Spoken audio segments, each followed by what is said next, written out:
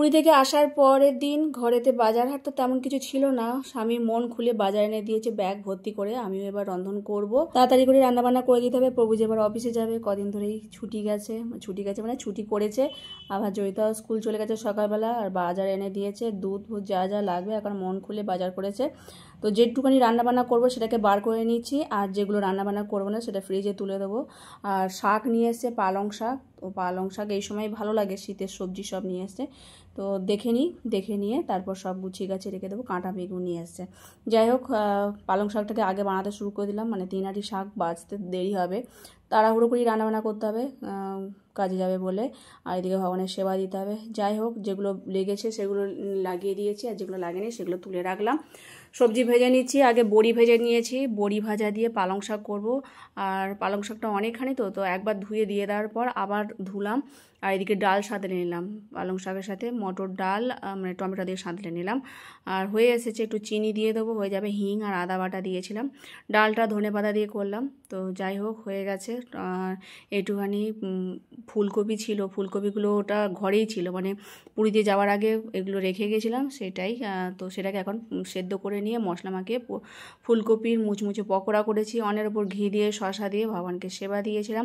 তো গোগো বলো কলেজে যাবে, ওকে তাড়াহুড়ো করে আগে দিয়ে দিয়েছি, ওর ট্রেনের টাইম হয়ে গেছে। ও মানে খাওয়া দাওয়া শুরু করেছে, আগে ওকে দিয়ে দেওয়ার পর তারপরে প্রভুজিকে দিয়ে আমি প্রসাদ পেতে বসি। আর গোকে আগেই দিতে হয়, কেননা ওর ট্রেনের টাইমটা হয়ে যায় তখনই। তাড়াহুড়ো করে সকালবেলা এই থাকে, সবার ব্যস্ততম দিন শুরু হয়ে যায়। আর কোথাও ঘুরে আসলে মনটাও ভালো থাকে, আর আবার সংসার জীবনে ফিরে আসতে হয়। তো যাই হোক, ঘরদোর খুব নোংরা হয়েছে, টুকটাক করে পরিষ্কার করতে হবে। আবার অনেক জামা কাপড় পরে আছে। তো আজ আর জামা কাপড় তেমন কাচবো না, কেননা মেঘলা মতো হয়ে আছে। তো যাই হোক, আজকে আর কাচা হবে না। যেগুলো নোংরা সেগুলো এক জায়গায় রেখে দেবো, তারপরে পরে একটু ধীরে সুস্থে কাচবো। তো প্রভুজি আবার অফিস থেকে আসার সময় আবার বাজার করে নিয়ে আসছে, কড়াইশুঁটি নিয়ে আসছে, ব্রোকলি, সিম আর পনির এগুলো নিয়ে আসছে। আর আলু ছিল না, আলু নিয়ে আসছে, চিনি, 2 রকম তেল সব। যাই হোক, নেওয়ার পর সেগুলো সব গুছিয়ে গাছিয়ে রেখেছিলাম। রাতের জন্য তেমন বেশি কিছু করতে লাগবে না, তরকারি অন্ন সব ছিল। গোগো আবার কলেজ থেকে আসার পর প্রসাদ পেয়েছে, এখনও একটু অন্ন আছে, তরকারি ডাল আছে।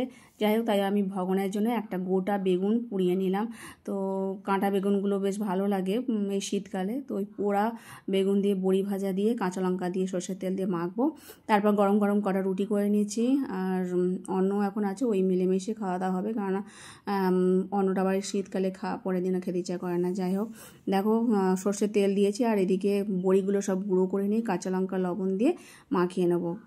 রুটির সাথে এরম বেগুন পোড়া অনেক সাথে খুব ভালো লাগে। রাতের দিকে আমি বেগুন পোড়াটা করি শীতকালের দিকে। তো এটা আমাদের ঘরে সকলে খুব পছন্দ করে, বিশেষ করে জয়িতা। বেগুন পোড়া হলে ওর আর কিছু লাগবে না।